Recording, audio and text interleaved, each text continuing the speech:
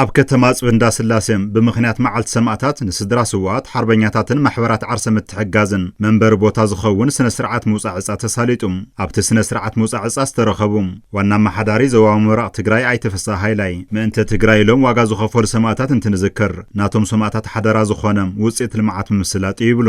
ቅድሚ 38 ዓመት ንጹሃት ተጋሩ ኣብ ሓደ ፀሓይ ናይ ሰብን ናይ እንስሳን ምፍላይ እስካብ ዝሰኣን እስካብ ዝጸግም ንዕዳጋ ዝተኣከቡ ሰላማውያን ሰባት ዝተጨፍጨፍሉ ዝኽሩውን ኢና ንዝክር ኣለና እዚ እናዘከርና ግን ክነስቆንቁን ክንበኪ ሕረቕረቕ ክንብል ዘይኮነስ ናቶም ሰማዕታት ሓደራ ዝኾነ ውፅኢት ልምዓት እናሰርሕና ኢና ነውዕሎ ዘለና ሰማዕታትና ኩሉ ግዜ ህያው እዮም ሰማዕታትና ኣብ ልዕሊ መሬት ኩሉ ቅዱስ ዝበሃል ተግባር ፈጺሞም ዝሓረፉ እዮም ትዕዳናትና እዩ ከንቲባ ኣጽቢ እንዳስላሴ ኣይተሓድሽ ኣሰፋ ን432 ወገናት ምውፃዕፃ መንበሪ ቦታ ከም ዝተኻየደ ይረዱ ሃርበኛ ስድራ ሃርበኛ ነዊሕ ዓመታት ተወዲቡ ዝጸንሐ ዓርሰ ሓገዝ ማሕበራት በቲ መምርሒ መሰረት ምስትንጋድ ን353 ስድራ ስዋኣት ሃርበኛታትን ከምኡ ድማ ን12 ማሕበራት ዓርሰ ሓገዝ 256 ውልቀ ተጠቀምቲ ዘለውሉ ብድምር 609 ኣብ ዝሓዝናዮ በጀት ዓመት ተጠቀምቲ ንገብር ኣለና ካብዚኣቶም 177 ኣብ ዝሓለፈ ወርሒ ዘረከብናዮም እንትንከውን ሎሚ ኣብዚ ዕለት መዓልቲ ሰማዕታት መሰረት ብምግባር ን59 ስዋኣት ን118 ሃርበኛታት 12 ማሕበራት ዓርሰ ሓገዝ ን256 ተጠቀምቲ ዘለውሉ ብድምር 432 ናይ ዕጫ ምውፃእ ስነ ስርዓት ክካየድ እዩ ሓላፊ ቤት ጽሕፈት ኮሚሽን ሓርበኛታት ከተማ ኣጽቢ እንዳስላሴ ኣይተሰፋ ዓምዲ ዝግና እቲ ስነ ስርዓት ዕፃ ምውፃእ ናይ ሕዝን ነባራት ተጋደልትን ዘካተተ ምዃኑ ይረዱ ካብ 9 ካብ 2013 ዘለው ተሳትፎ ዝገበሩ ኣብቲ ቃሲ ተሳትፎ ዝገበሩ ሓርበኛታትና ብትሕጋዊ መንገዲ ተመዝጊቦም ዝነበሩ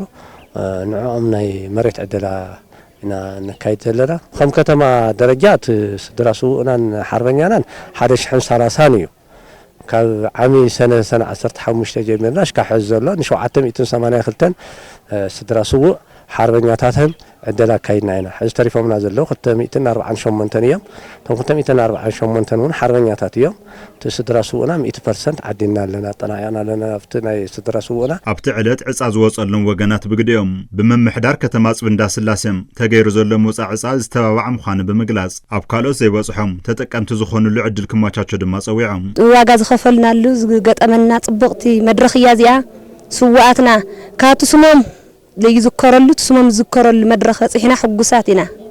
የቀነልና ክብል ንፈትነ ዝምትሕባር ዝልገበርልና احنا ተዘረኽና የኔና ሓገዝ በጣም ኢና ነመስግን